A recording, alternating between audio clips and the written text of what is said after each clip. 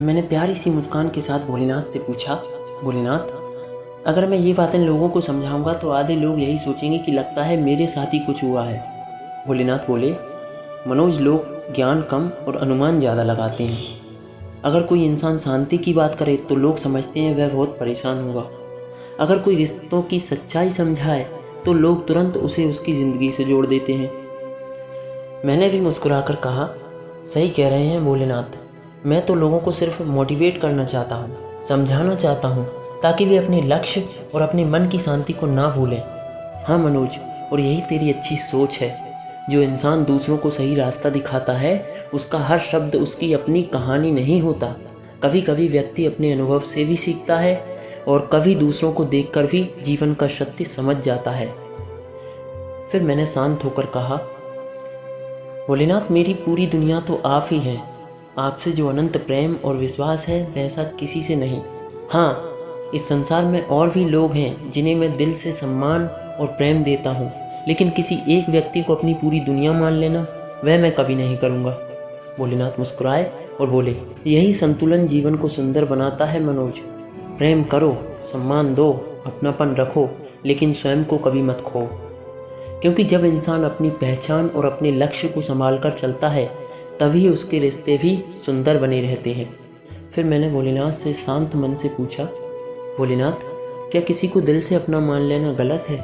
कभी कभी इंसान किसी एक रिश्ते में इतना खो जाता है कि वही उसकी पूरी दुनिया बन जाती है। फिर जब परिस्थितियाँ बदलती हैं तो मन बहुत उलझ जाता है।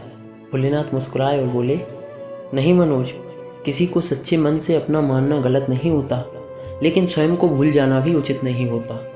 रिश्ते जीवन का एक सुंदर हिस्सा होते हैं, लेकिन पूरा जीवन नहीं।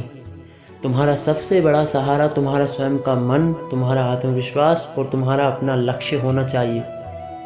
मैंने कहा, लेकिन महादेव, उस समय बहुत बुरा लगता है। मन यही सोचता रहता है कि शायद हमारे साथ सही नहीं हुआ। भोलेनाथ बोले, मनोज, हर वह चीज़ जो तुम्हारी इच्छा के अनुसार ना हो, वह तुम्हारे विरुद्ध हो, ऐसा आवश्यक नहीं। कई बार समय तुम्हें पहले ही संकेत दे देता है, ताकि आगे चलकर तुम्हारा मन और अधिक कठिनाइयों में ना फंसे। जब मन भावनाओं में होता है तब सत्य को समझने में समय लगता है, लेकिन सोचो, अगर वही परिस्थिति आगे चलकर तुम्हारी शांति, तुम्हारे लक्ष्य और तुम्हारे आत्मविश्वास को प्रभावित करने लगती, तब तुम यही कहते, भोलेनाथ, आपने मुझे पहले क्यों नहीं समझाया? फिर भोलेनाथ बोले, इसीलिए जब जीवन तुम्हें किसी बात का संकेत दे तो केवल दुख की दृष्टि से मत देखो, समझ और धैर्य के साथ देखो।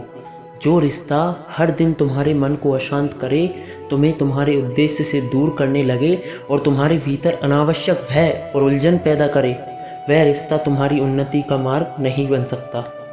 सच्चा साथ वह होता है मनोज, जहाँ सम्मान हो, विश्वास हो और एक दूसरे को आगे बढ़ाने की भावना हो।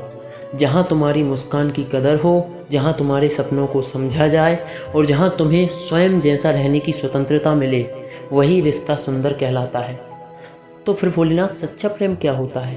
भोलेनाथ मुस्कुराए और बोले, सच्चा प्रेम इंसान को कमज़ोर नहीं बनाता मनोज, वह उसे भीतर से और अधिक शांत, मजबूत और बेहतर बनाता है। जो तुम्हें तुम्हारी पहचान से दूर करे, तुम्हारे लक्ष्य को धुंधला कर दे और तुम्हारी आत्मा की शांति छीन ले, उसे पकड़कर रखना बुद्धिमानी नहीं, लेकिन जो तुम्हारे जीवन में विश्वास, प्रेरणा और सकारात्मकता लाए, वही सच्चा साथ कहलाता है। इसीलिए प्रेम से बोलो, हर हर महादेव।